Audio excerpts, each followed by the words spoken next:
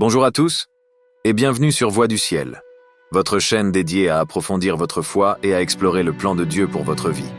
Aujourd'hui, nous abordons un sujet très important et parfois délicat. Dieu et l'argent. Quelle est la place des possessions matérielles dans la vie d'un croyant? L'argent est-il un obstacle à la vie spirituelle ou peut-il être un outil pour accomplir la volonté de Dieu? Ensemble, nous allons découvrir comment la Bible nous enseigne à gérer nos finances et à vivre une vie équilibrée entre spiritualité et possessions matérielles.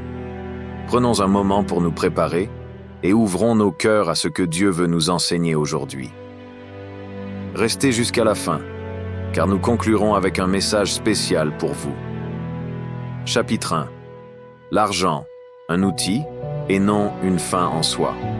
Une perspective biblique sur l'argent. Dans 1 Timothée 6,10, il est dit « Car l'amour de l'argent est une racine de tous les maux. Quelques-uns, en le convoitant, se sont égarés loin de la foi et se sont infligés eux-mêmes bien des tourments. » Ce verset ne condamne pas l'argent en lui-même, mais met en garde contre l'amour de l'argent. L'argent est un outil que Dieu nous donne pour subvenir à nos besoins, bénir les autres et accomplir sa volonté sur terre. Cependant, lorsque nous plaçons l'argent au centre de nos vies, il devient une idole qui peut nous éloigner de Dieu. L'argent comme serviteur, pas comme maître, Jésus a été très clair dans Matthieu 6,24. Vous ne pouvez servir Dieu et l'argent. Ce passage nous invite à choisir. Soit nous mettons notre confiance en Dieu, soit nous la mettons dans l'argent. Lorsque l'argent devient notre maître, il dicte nos décisions, influence nos valeurs et nous éloigne de notre appel spirituel. Mais lorsque l'argent est géré comme un outil, il devient un moyen de glorifier Dieu et de servir les autres. Exemple concret. Marie, une jeune entrepreneuse chrétienne, a commencé son entreprise avec l'idée de bénir les autres. Chaque mois, elle consacre une partie de ses revenus pour soutenir des œuvres missionnaires et aider des familles dans le besoin. Pour elle, l'argent n'est pas un objectif en soi, mais un moyen de mettre en pratique l'amour de Dieu. Cette attitude lui permet de rester centrée sur ce qui compte vraiment, glorifier Dieu. Question à réfléchir. Comment perçois-tu l'argent dans ta vie? Utilises-tu l'argent pour tes propres intérêts ou pour bénir les autres? Chapitre 2. La tentation des richesses. Les dangers de l'amour de l'argent.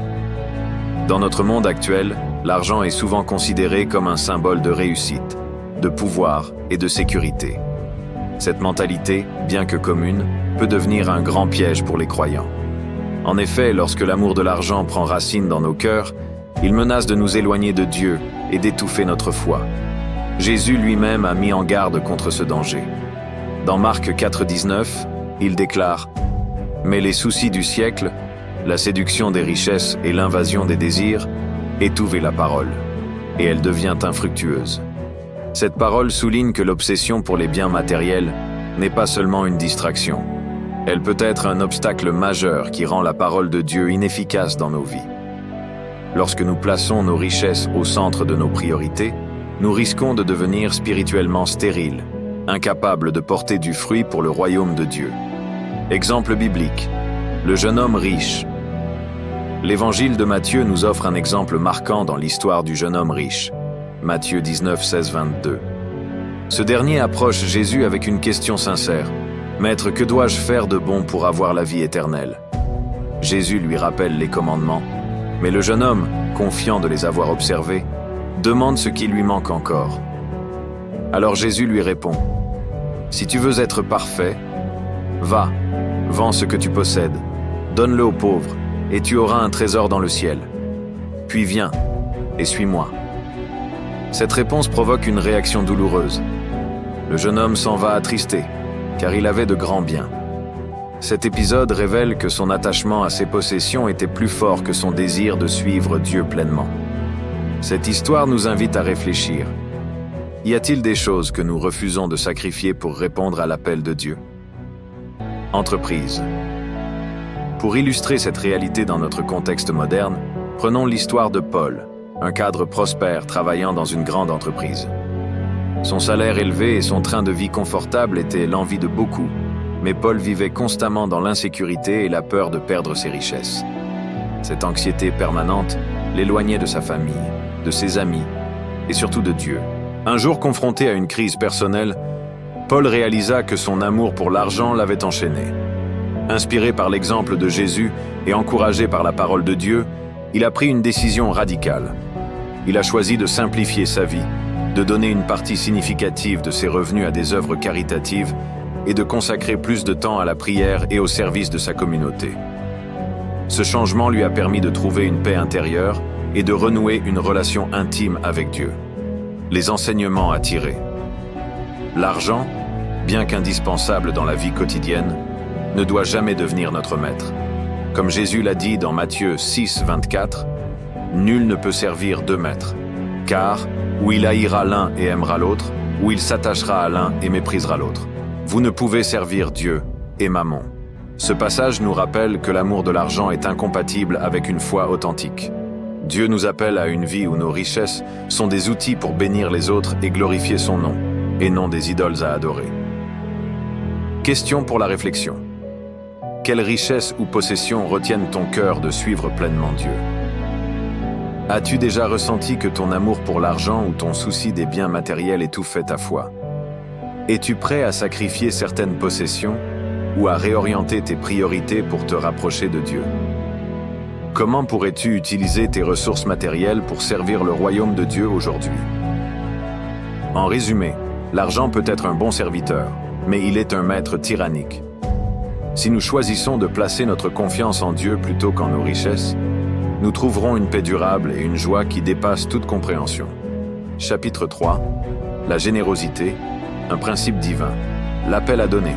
La générosité est un principe fondamental du royaume de Dieu. Il ne s'agit pas simplement d'une obligation morale ou religieuse, mais d'une manière d'incarner l'amour de Dieu dans nos vies quotidiennes. Dans 2 Corinthiens 9:7, l'apôtre Paul nous enseigne que chacun donne comme il l'a résolu en son cœur, sans tristesse ni contrainte, car Dieu aime celui qui donne avec joie. Donner, c'est agir avec foi et reconnaître que tout ce que nous avons nous vient de Dieu. C'est aussi une expression de gratitude envers lui. Par ailleurs, le don ne doit pas être motivé par une obligation ou par la peur, mais par une résolution sincère du cœur. Lorsque nous donnons avec joie, nous répondons à l'appel divin d'aimer et de servir les autres. La multiplication des dons Jésus, dans Luc 6:38, fait une promesse extraordinaire. Donnez, et il vous sera donné. Une bonne mesure, serrée, secouée, et qui déborde, vous sera versée dans le sein. Ce passage révèle un principe clé du royaume. La générosité attire la bénédiction divine. Quand nous donnons avec foi, Dieu utilise nos ressources limitées pour accomplir des miracles. Ce n'est pas seulement une question de recevoir en retour, mais de devenir des canaux par lesquels Dieu peut bénir d'autres. Imaginez un agriculteur plantant des graines. Plus il sème, plus il peut récolter.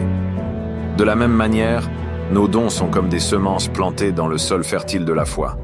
Ils porteront un fruit abondant, spirituel, émotionnel ou même matériel. Un témoignage inspirant. L'histoire de Claire illustre ce principe de manière éloquente. Mère de famille vivant avec des revenus modestes, Claire aurait pu choisir de garder tout ce qu'elle avait pour subvenir à ses besoins. Pourtant, elle a toujours été fidèle dans ses dons, que ce soit à l'Église ou à des causes humanitaires. Un jour, alors qu'elle était à court d'argent pour payer ses factures, une amie lui a remis une enveloppe contenant exactement la somme nécessaire, disant qu'elle avait ressenti une forte conviction de lui venir en aide. Claire a été émerveillée par la façon dont Dieu avait pourvu à ses besoins. Son témoignage est devenu une source d'inspiration pour sa communauté, rappelant que Dieu honore toujours ceux qui lui font confiance. Les différentes formes de générosité. La générosité ne se limite pas aux finances. Voici quelques manières de donner. Temps, offrir de son temps pour aider quelqu'un dans le besoin, visiter une personne malade ou enseigner dans un cadre bénévole. Talent, utiliser ses compétences et ses dons pour servir, que ce soit à travers la musique, la cuisine ou tout autre talent. Ressources matérielles, partager de la nourriture, des vêtements ou tout ce qui peut répondre aux besoins des autres. Quand nous donnons sous ces formes, nous réalisons que nous avons tous quelque chose à offrir, quel que soit notre niveau financier. Question pour réfléchir. Qu'est-ce qui t'empêche aujourd'hui de donner avec foi? Est-ce la peur de manquer ou le doute envers les promesses de Dieu? De quelle manière pratique peux-tu être plus généreux dans ta vie quotidienne? Quel talent ou ressources pourrais-tu partager? Comment peux-tu inspirer d'autres à être généreux? Peux-tu partager un témoignage personnel ou organiser une action collective de générosité? En conclusion, rappelons que l'argent n'est qu'un outil. Ce qui importe véritablement, c'est l'état de notre cœur et la manière dont nous utilisons nos ressources pour glorifier Dieu et servir notre prochain. Chers frères et sœurs, votre valeur ne réside pas dans vos possessions, mais dans votre relation avec le Seigneur. Si vous sentez que l'argent occupe une place trop grande dans votre vie, tournez-vous vers Dieu en prière. Demandez-lui de vous guider vers un équilibre. Donnez avec joie, servez avec amour et faites confiance à sa provision infinie. Merci d'avoir pris le temps de regarder cette vidéo sur Voix du Ciel. Si ce message vous a encouragé ou inspiré, pensez à le partager avec vos proches. Que la paix et la grâce de Dieu vous accompagnent toujours. Soyez bénis abondamment. Homme.